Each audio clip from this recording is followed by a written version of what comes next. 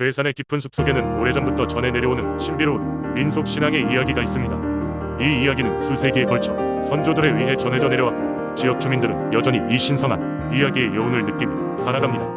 어느 해 괴산의 작은 시골 마을에 사는 한 젊은이가 마을을 둘러싼 무성한 숲을 탐험하기로 결심했습니다.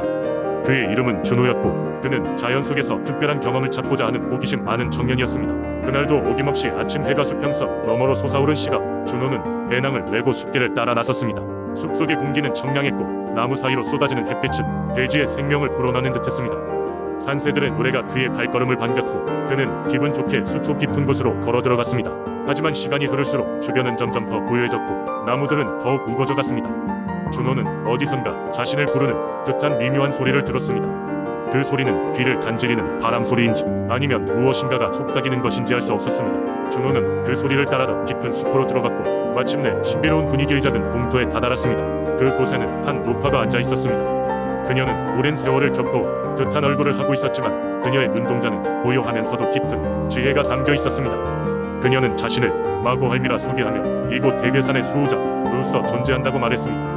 준호는 그녀와 이야기를 나누며 괴산의 숲이 단순히 나무와 돌로 이루어진 것이 아니라 수많은 영혼과 기억 그리고 이야기들이 얽혀있는 신성한 공간임을 알게 되었습니다. 마고할미는 이 숲속에서 사람들을 지켜보고 그들이 자연과 조화를 이루며 살아가고 돕는 역할을 맡고 있었습니다.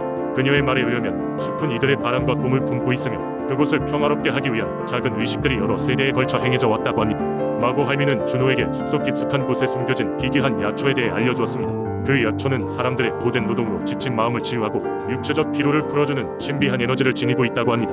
아직까지 사람들 중 몇 안 되는 이들만이 그 존재를 알고 있었으며 더욱이 그 사용법을 아는 이는 더욱 드물었습니다. 밤이 되어 숲속은 어두운 장막으로 덮였지만 마고할미와 함께한 시간 윤준호에게 짧게만 느껴졌습니다. 그녀는 더 깊은 신비와 이야기가 숨겨져 있다고 귀띔하며 언제든 다시 찾아오라고 친절히 말했습니다.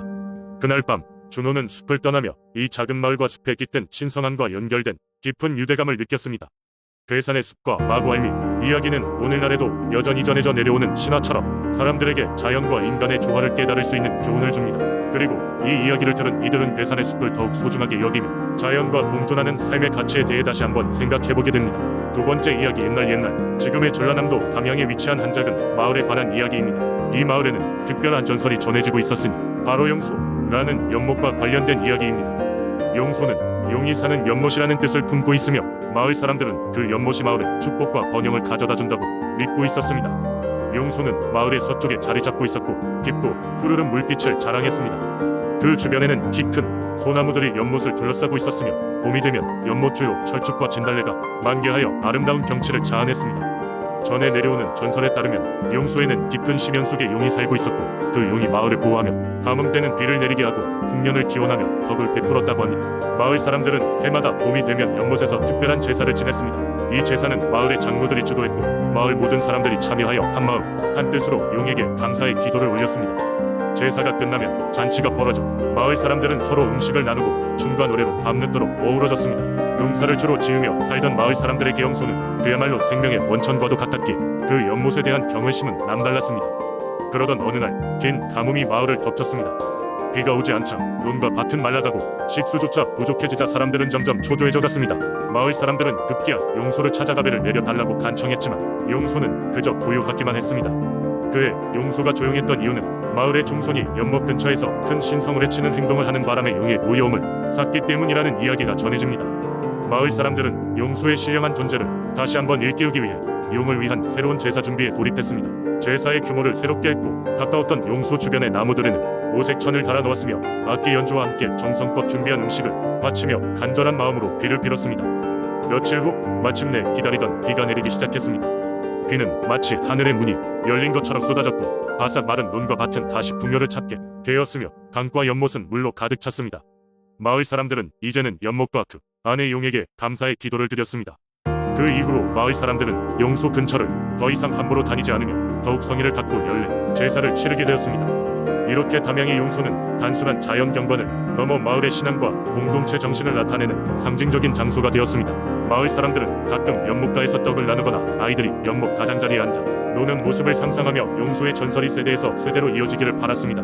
그리고 이렇게 용소의 전설은 지금까지 전해 내려오며 담양의 하나의 진귀한 민속 신앙으로 남아 있습니다.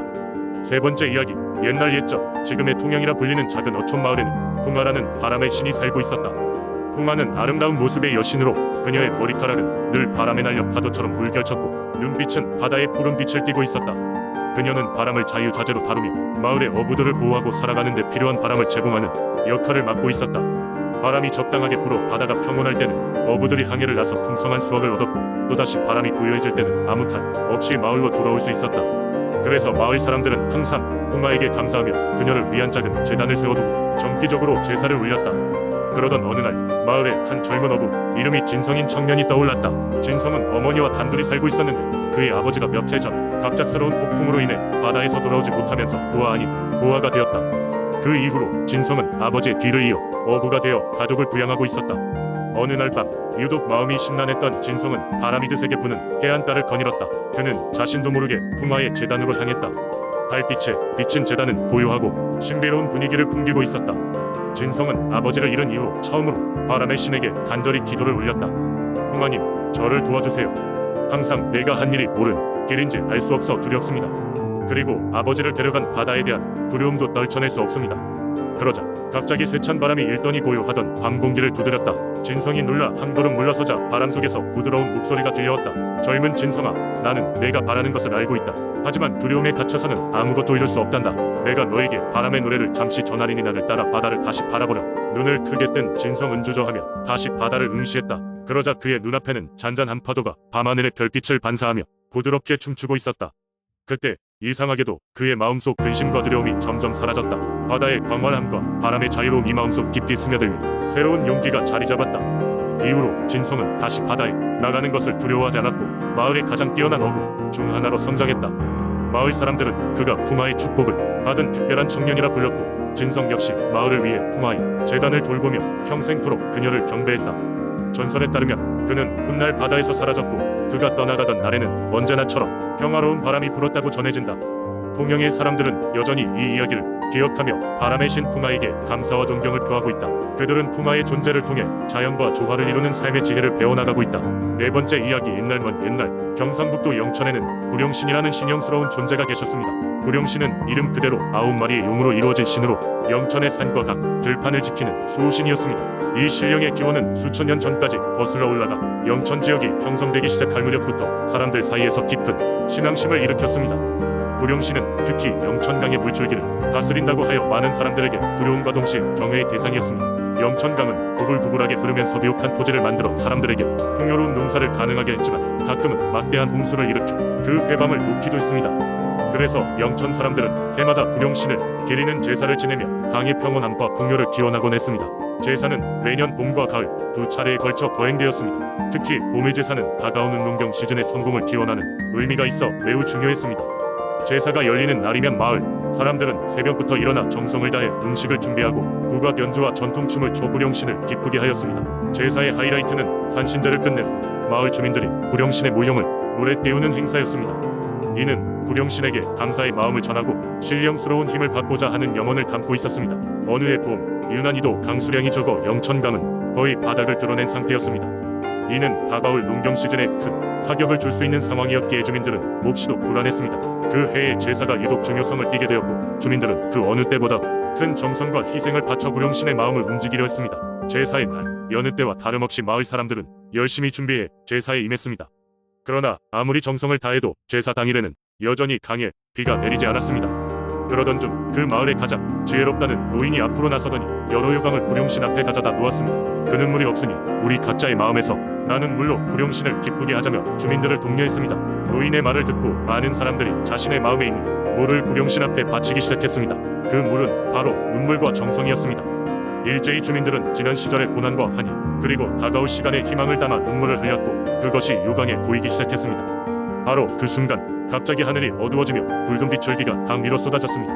마을 사람들은 이 하늘의 반응에 크게 기뻐하며 그들이 바친 진심이 구룡신에게 닿았음을 확신했습니다. 그 후로 영천의 사람들은 더욱더 구룡신을 믿고 따르게 되었습니다. 구룡신은 단순히 자연을 지키는 존재가 아닌 그들의 마음 깊은 곳에서 우러나는 믿음의 결과임을 알았기 때문입니다. 이렇듯 구룡신은 전설 속 존재로 머물지 않고 하루하루 사람들의 삶 속에서 살아 숨쉬며 영천을 지키고 있습니다.